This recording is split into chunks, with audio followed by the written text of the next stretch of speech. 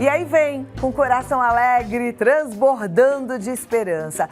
E ó, a gente tem que ter esperança em relação a tudo, inclusive a nossa saúde. Eu sou muito grata também à medicina que não para de evoluir e trazer novidades pra gente. E inclusive em relação a todas as doenças. Hoje é Dia Nacional de Prevenção e Combate à Hipertensão e segundo o Ministério da Saúde, a pressão alta atinge cerca de 30% da população brasileira. Mas apenas 10% dos hipertensos faz o controle adequado da doença. E por muitas vezes ela é silenciosa, é perigosa e responsável por grande parte das mortes por AVC, infarto e insuficiência renal e cardíaca. Agora, como eu falei, a medicina está avançando e a gente precisa estar atento e cuidar do nosso corpo com responsabilidade. Por isso é que eu sempre falo que o momento aqui no Vida Melhor para aprender como que funciona o nosso corpo é precioso. E hoje a gente aprende mais sobre hipertensão com o Dr. Hélio Castelo, que é cardiologista, membro fundador da Sociedade Latino-Americana de Cardiologia Intervencionista. Atualmente ele é diretor do grupo Angiocárdio e chefe do setor de cateterismo do Hospital Alemão Oswaldo Cruz. Seja muito bem-vindo, é sempre uma alegria te receber. Tudo ótimo, vamos sentar ali para a gente aprender então um pouco mais e abraçar esse dia, levantar a bandeira desse dia que é tão importante, né? É porque todo mundo sabe que tá lá, né? O coração, a saúde, mas às vezes a gente é negligente mesmo. Então, a gente sabe que hoje, Cláudia, pelo menos 25% dos hipertensos, quer dizer, um quarto, quer dizer, em cada 4, não tratam. São hipertensos, mas não tratam.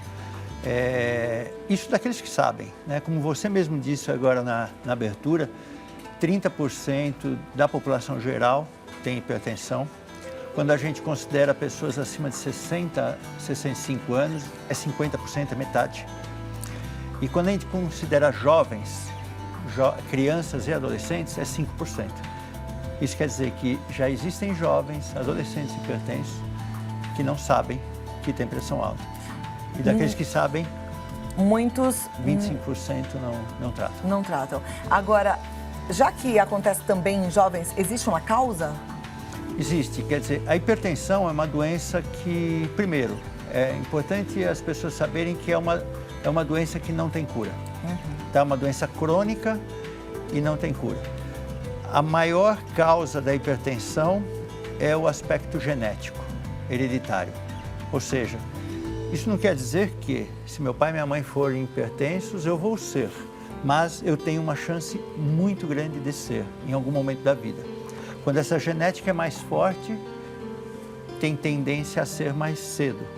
Aí tem muita gente, muito paciente, às vezes até no consultório, com 30 e poucos anos que é hipertenso, fala, mas meu pai não é hipertenso, né, ainda. Eu falo, mas é aquela coisa de olho verde, então olho castanho nasce com olho verde, não tem nada a ver com o vizinho, é porque é mesmo. Que está lá na história genética e aí pode ser que tenha sido premiado, agora o importante é tratar. Agora, antes da gente falar um pouco mais e aprofundar no assunto, o que seria uma pressão normal? Então, isso é outra coisa que vem mudando. Hoje a gente considera normal a partir de 12/8, né? A gente tendo uma referência até 13/8,5, 13/9 ainda dentro de um limite aceitável. A Sociedade Americana de Cardiologia, que é uma das que determina uma série de diretrizes baseadas nos estudos que faz, está querendo para o próximo ano, para os próximos anos aí, mudar isso para 12/8 mesmo, ou seja, a pressão acima de 12/8 não ser normal. Então, hoje a gente ainda trabalha com esse número, então, voltando, até 13/9 está dentro de uma faixa normal. Isso varia muito de pessoa para pessoa. Então, se você pegar uma mulher, principalmente mulher jovem, 13/9 a gente já considera um pouco alto, porque a mulher jovem ela tem uma tendência à pressão mais baixa. Se pegar um jovem, uma criança, menos ainda. Se pegar uma mulher grávida com 13/9, ela está hipertensa. Então, por isso que eu falo, medicina não é uma fábrica de parafuso, não é uma coisa tão exata. Varia muito de pessoa para pessoa. Tem pessoas que com 13/9 não está legal, a gente tem que tratar. Ok. E a pressão baixa também é um risco ou não?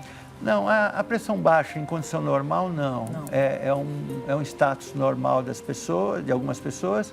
E a gente até só pede para tomar alguns cuidados, por exemplo, principalmente mulheres jovens que às vezes têm pressão baixa, quando está muito quente, que nem hoje o dia está quente, quando está muito, muito quente no verão mesmo, às vezes cai um pouco mais. Então é só manter mais hidratada que fica legal. Perfeito. Aí eu perguntei sobre as causas, você disse que tem essa característica genética, que é bem predominante, mas as pessoas vão envelhecendo e a pressão vai aumentando, né? E por que isso acontece? Então, acontece porque os vasos, eles começam a endurecer. Então, vamos entender um pouco o que é a pressão alta. Imagine que você tem uma tubulação de água e eu abro uma torneira e lá sai água lá na outra ponta, imagina uma mangueira. Se essa mangueira, ela é flexível, ela é maleável, por mais que eu abra a água, a pressão dentro dessa mangueira não vai aumentar muito, porque ela vai se moldar conforme a água seja mais forte. Conforme a gente vai envelhecendo, imagine que essa mangueira, que são os nossos vasos, eles vão endurecendo, porque vai ficando mais velho, eles vão calcificando, endurecendo. Então, aquela água, vamos dizer assim, que está aberta, lá dentro a pressão fica mais forte, porque ela tem uma coisa rígida que não tem maleabilidade, uma coisa física. Então, com isso, a pressão sobe. Então, os idosos, eles têm pressão um pouco mais alta, tem o fator genético também, mas também por outros fatores. Então, o fator de calcificação, o endurecimento dos vasos, o fator de, eventualmente, você ter alguma alteração hormonal que altere. Então, você pode ter a diabetes, pior a hipertensão, quer dizer, tem uma série de outras coisas, outras doenças que vão colaborando. E a partir, então, desse número, dessa taxa que a gente falou, 12 por 8, isso, esse a é o pessoa ideal. Já tem que procurar, um médico já tem que tratar, tem que tomar remédio para pressão, é isso?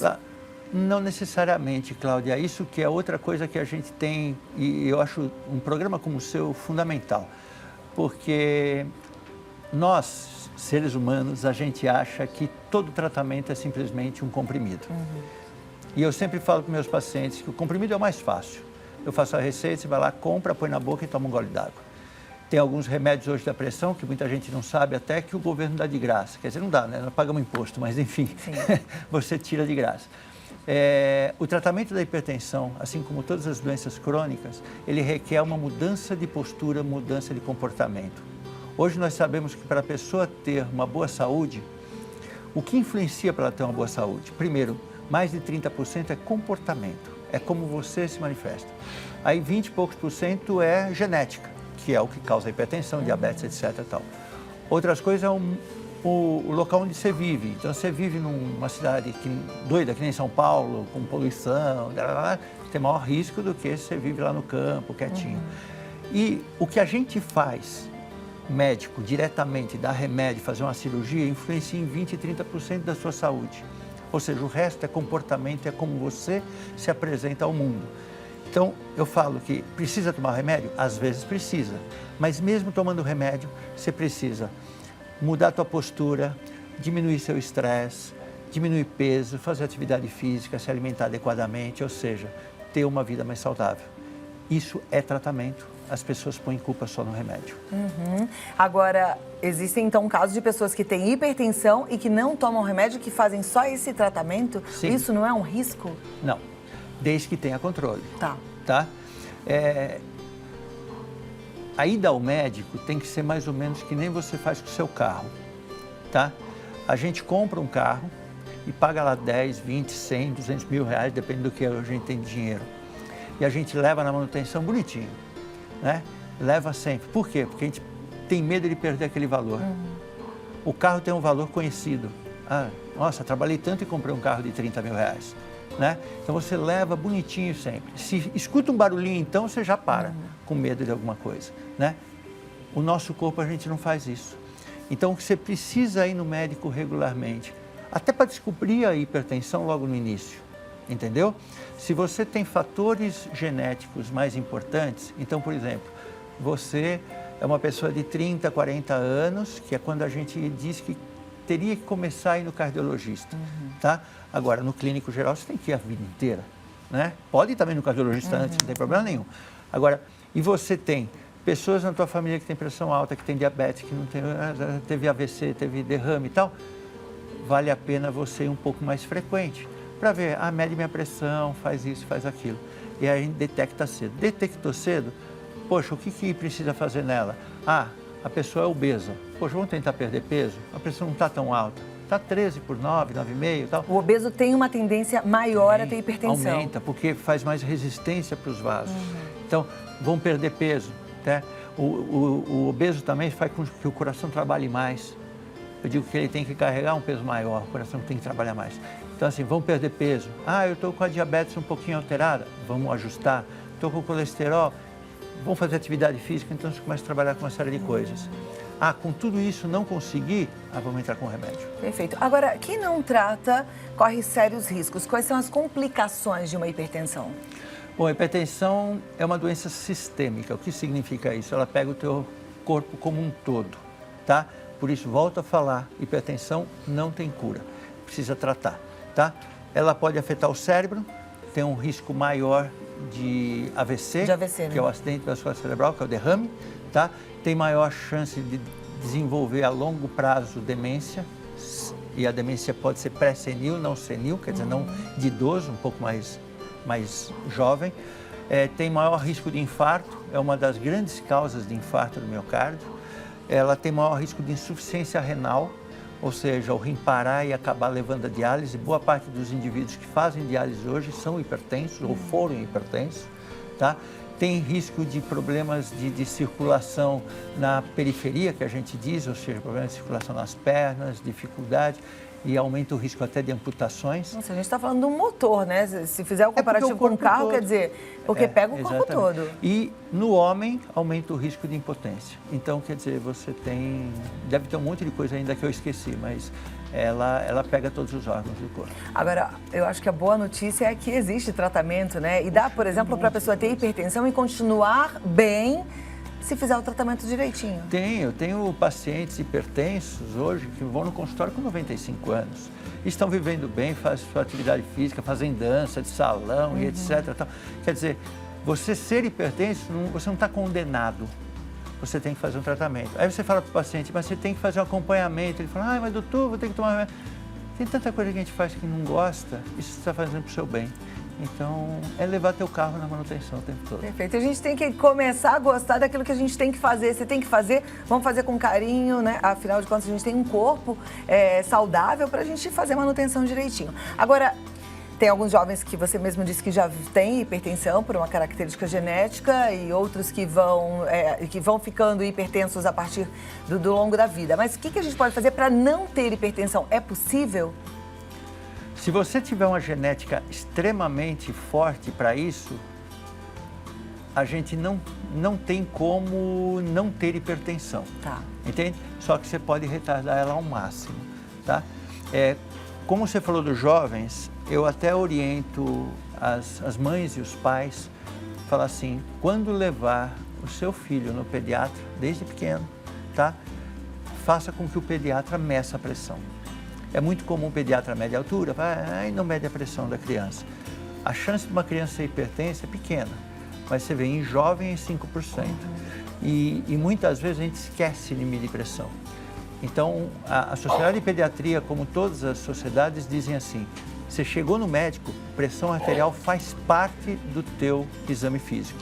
Seja ortopedista, seja ginecologista, qualquer médico. E a partir daí ele encaminha para o especialista.